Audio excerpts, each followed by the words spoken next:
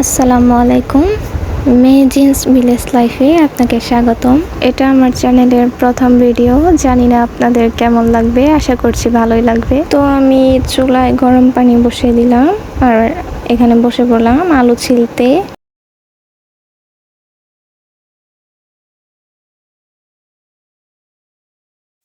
আমার একটা আলু ছিলা হয়ে গেছে, আর একটা ছিলে নিচ্ছি। এরপর দুইটা আলু কেটে নেব।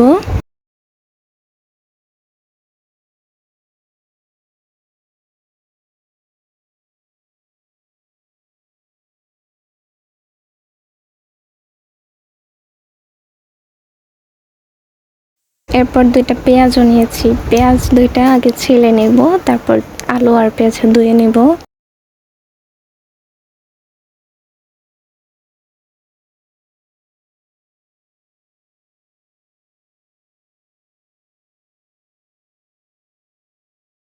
চুলায় যে গরম পানিটা দিয়েছিলাম ওইটা দিয়ে মুরগির পশমগুলো আগে ছাড়িয়ে নিচ্ছি, এরপর কেটে ধুয়ে নিব।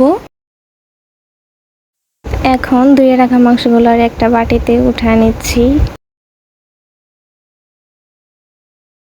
আমি মুরগির মাংসগুলো বাটিতে উঠিয়ে নিচ্ছি, আর এদিকে মুরগিকে একটু খাবার দিছিলাম, খাবার দেওয়ার আগেই শেষ করে ফেলছে। এরপর কড়াইতে তেল দিয়ে দিলাম, তেল দেওয়ার পর দিলাম তেজপাতা, এলাচি, দারচিনি এবং পেঁয়াজ কুচি। এরপর দিয়ে দিলাম ভেজে রাখা শুকনো মরিচ। এরপর একটু আদা বাটা দিয়া পানি দিয়া দিলাম।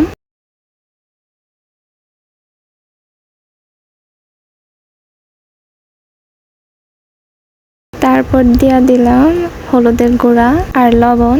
এরপর পানি দিয়ে নেড়ে কিছুক্ষণ ঢেকে রাখবো।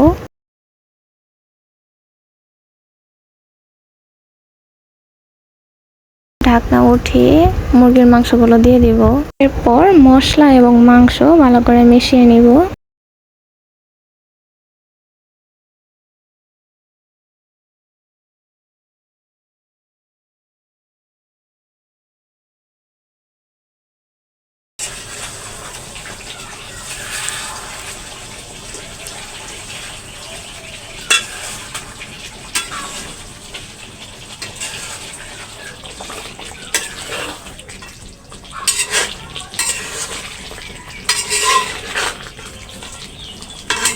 মাংস কষানো হয়ে গেলে দিয়ে দিব পানি।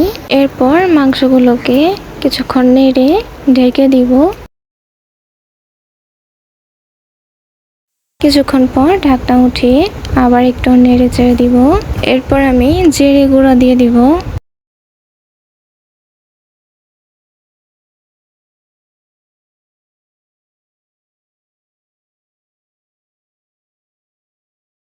জিরে গুঁড়া দেওয়ার পর কিছুক্ষণ নেড়ে বলক উঠিয়ে তারপর নামিয়ে নিব আমি।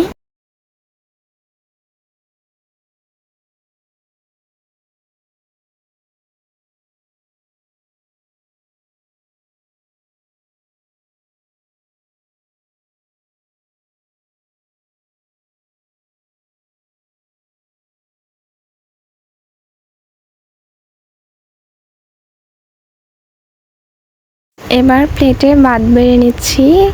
তরকারিটা কেমন হয়েছে খেয়ে দেখার জন্য। এমনিতে আমি কখনো রান্না করি না, আমার আম্মাই রান্না করে সব সময়। তো আমি ভাত বেড়ে তাড়াতাড়ি বিসমিল্লাহ বলে খেয়ে নিলাম।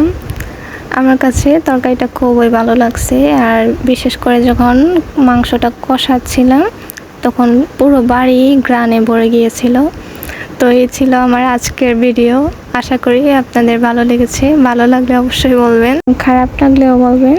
তো এই ছিল আমার আজকের ভিডিওটি ভালো লাগলে অবশ্যই আমার চ্যানেলটি সাবস্ক্রাইব করবেন আরও নতুন ভিডিও পাওয়ার জন্য। আজকের মতো আমি মেহেজিন বিদায় নিচ্ছি। আল্লাহ হাফিজ।